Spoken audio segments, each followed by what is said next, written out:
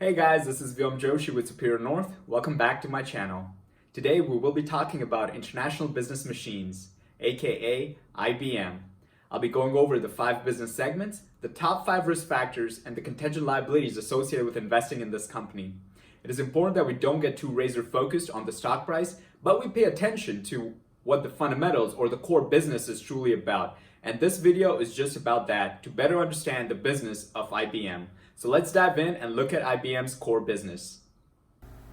Hey guys, this is the Form 10-K that IBM filed with the SEC for the year that ended in December 31st, 2019. So if you're watching this video with me in 2020, this is the most recent 10-K that we have on hand.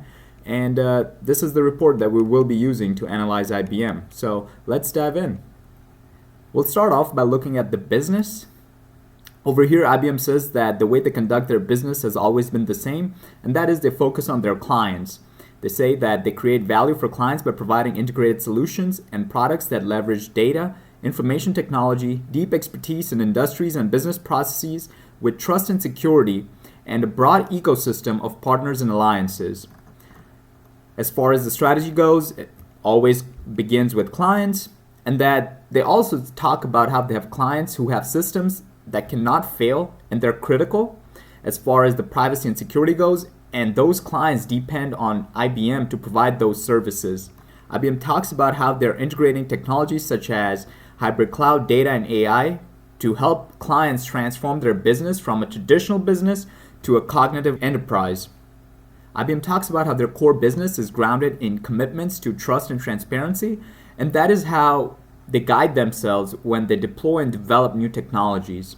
IBM also outlines how their business is dynamic, adapting to continuously changing industry and economic environment, including their shift to cloud delivery models.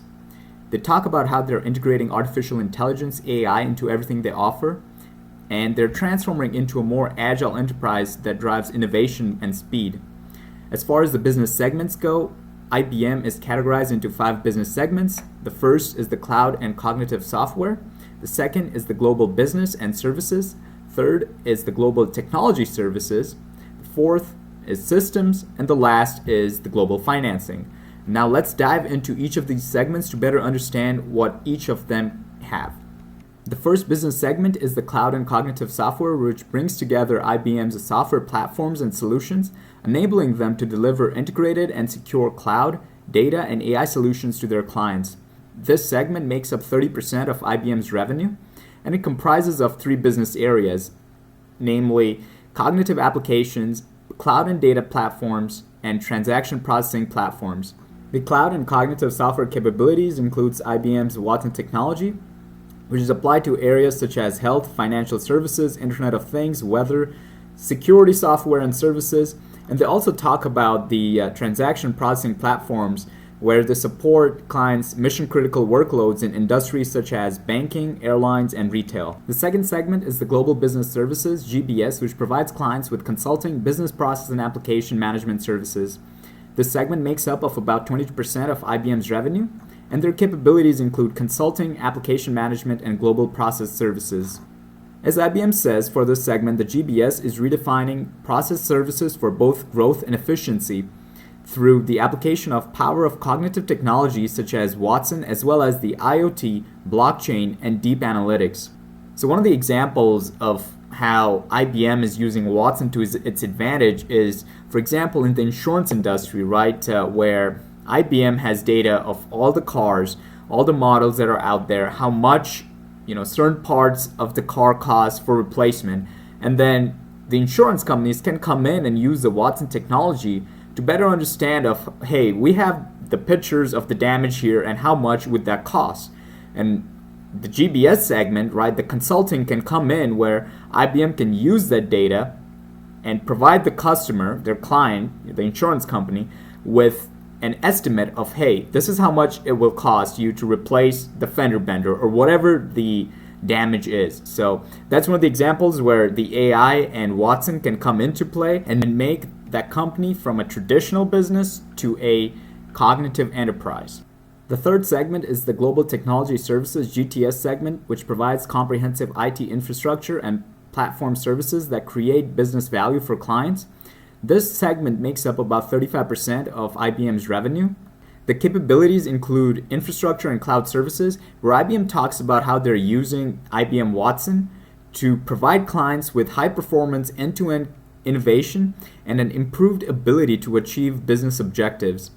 This segment also includes the technology support services, which supports services to maintain and improve the availability of clients' IT infrastructure.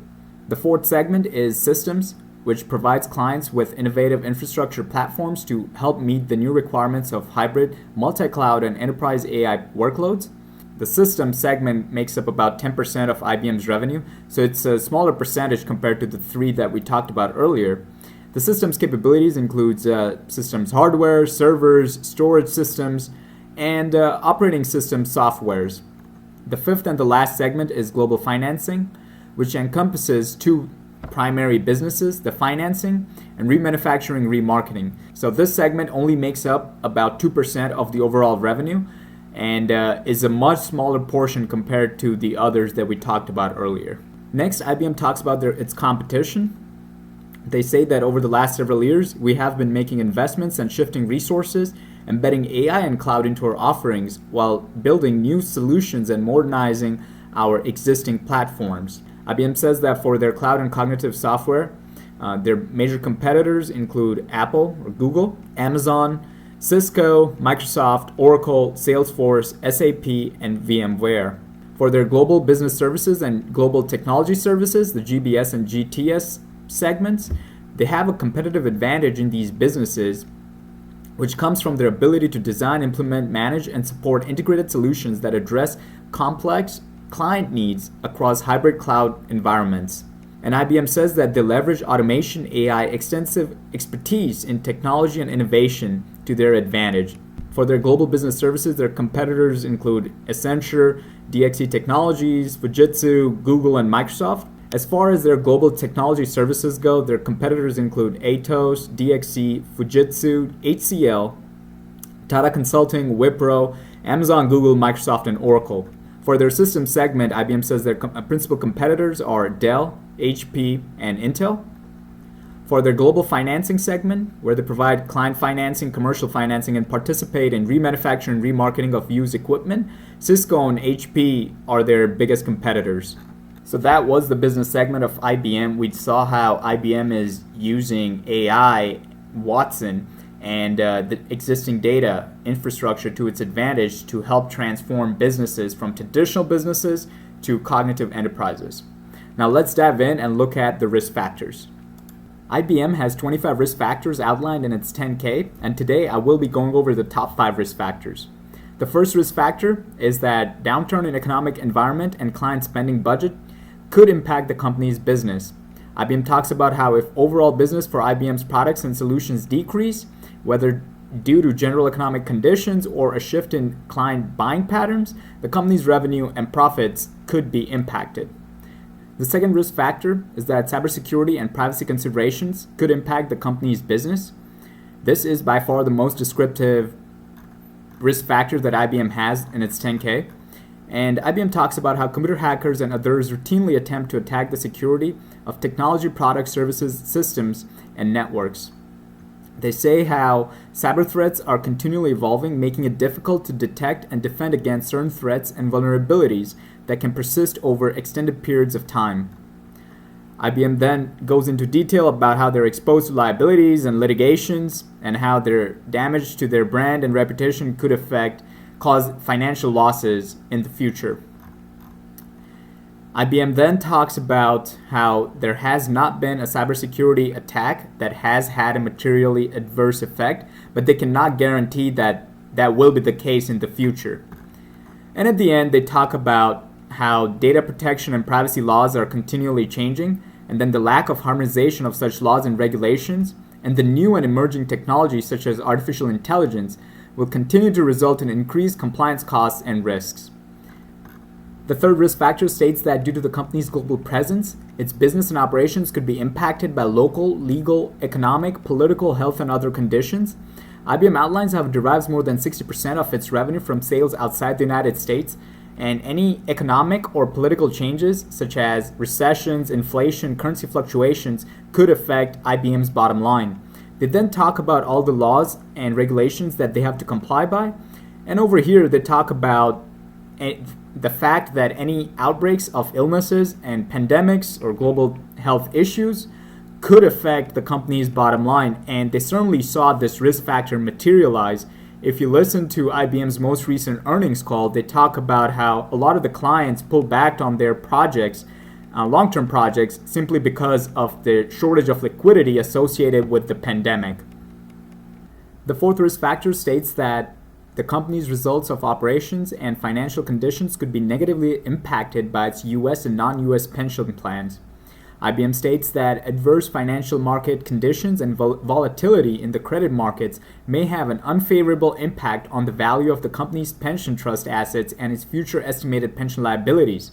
So the way that it works is, if a company has pension obligations, right, and there is a market downturn, and there's a shortfall in the pension funds, then the company has to pay for that void. So, for example, let's say you have a pension plan with IBM where you're guaranteed $5,000 a month for the rest of your life. And there's a market downturn where your pension fund can only support $4,000 a month. So that shortfall of $1,000 has to be fulfilled by IBM. That simply means that IBM is going to be affected financially, especially when the market's in a downturn and they themselves, from an operating company standpoint, need liquidity, but they have to use that money to support the pensions. So that is certainly a risk factor that can put IBM in a bind. The fifth risk factor states that the company's financial performance could be impacted by changes in market liquidity conditions and by customer credit risk on receivables. IBM outlines how the company's client base includes many worldwide enterprises, from small to medium businesses and to the world's largest organizations and governments, with a significant portion of company's revenue coming from global clients across many sectors. And the way that the receivable risk works is, from an accounting standpoint, IBM might be saying that, hey, I know that about 2% of my receivables, 2% of my customers are going to default on their obligations, so I'm going to say whatever revenue I'm making, 2%, I'm just going to throw it out of the bus.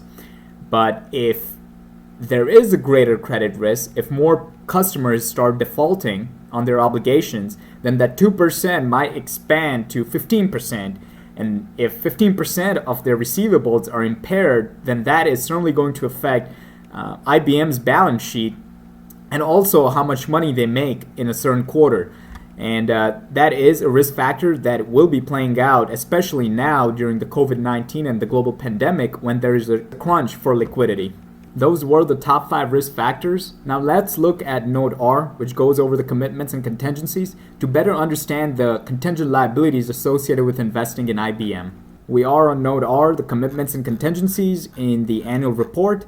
And the first court case that IBM goes over dates back to March 6, 2003, where the plaintiff accuses IBM that it was involved in copyright infringement, unfair competition, interference with contract, and breach of contract, dealing with AT&T's Unix IP rights.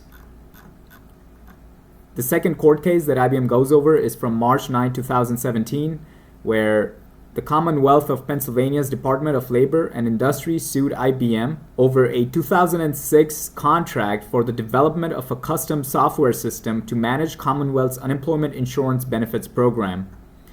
The third court case is from December 2017, where CIS General Insurance Limited sued IBM over a contract on implementing and operating an IT platform, insurance platform.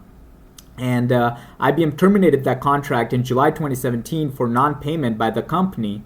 And the company, CIS GIL, alleges wrongful termination, breach of contract, and breach of warranty.